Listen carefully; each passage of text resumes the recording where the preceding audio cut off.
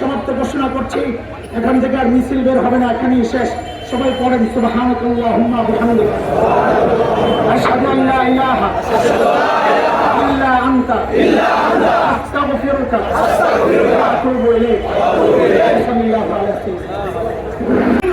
ভাবে শহীদ করেছে। আজকে আমরা পরিষ্কার বলতে চাই, এদেশ ভারত নয়, এদেশ বাংলাদেশ। মুসলমানদের দেশ, আমাদের দেশ, মুসলমানদের দেশ। আজকে কঠোর হিন্দুত্ববাদী জঙ্গি সংগঠন ইসকনকে অবিলম্বে নিষিদ্ধ করা হয়। অন্তর্বর্তীকালীন সরকারের প্রধান প্রফেসর ডক্টর ইউনূস সাহেবকে বলতে চাই, কাকে ভয় পাচ্ছেন?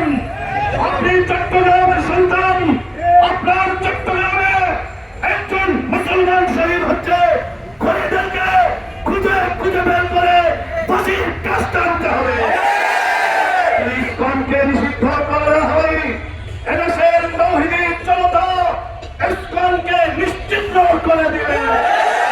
নমস্কার বলতে চাই, আল্লামা হাসান জলিল, মৌলানা শামসুদ্দিন আশরাফি, মৌলানা জহিরুল ইসলাম সহ এই এলাকার আইম্মায়ে কেরাম, হেফাজতে ইসলাম, বাংলাদেশের মাশায়েখে ইকরাম যদি ইসলাম রক্ষার জন্য, দেশ রক্ষার জন্য, স্বাধীনতা রক্ষার জন্য, মুসলমানদের রক্ষার জন্য যদি রক্ত দিতে পারে, জাহাজ দিতে পারে, কারা প্রস্তুত?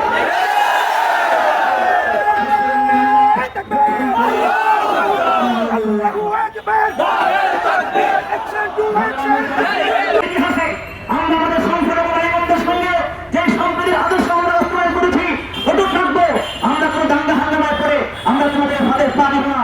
শান্তির নির্যাতন ভাগ করে ভারতের সকল মিডিয়াগুলো যেভাবে আমাদের দেশের সীমানায়, আমাদের দেশের উলামায়ে কেরামদের নিয়ে, তৌহিদি জনতা নিয়ে, দাড়ি টুপিওয়ালা মুসলমানদের নিয়ে যে অপপ্রচার চালাচ্ছে, আমরা বলতে চাই বাংলাদেশে মাত্র 9% সংখ্যালঘু সম্প্রদায়, আর ভারতে 14% মুসলিম সংখ্যালঘু সম্প্রদায় আছে। বিগত দিনে আমরা দেখেছি, এখনো পর্যন্ত দেখছি বাংলাদেশে কোনো সাম্প্রদায়িক দাঙ্গা হয় না।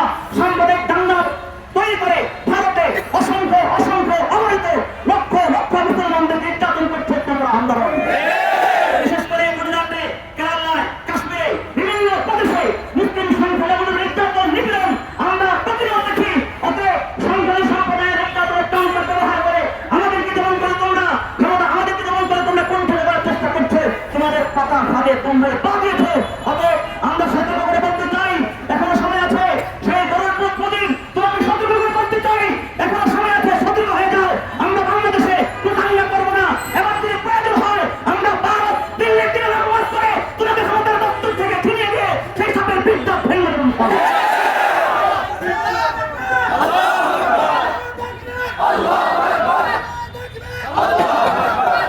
সংগ্রামী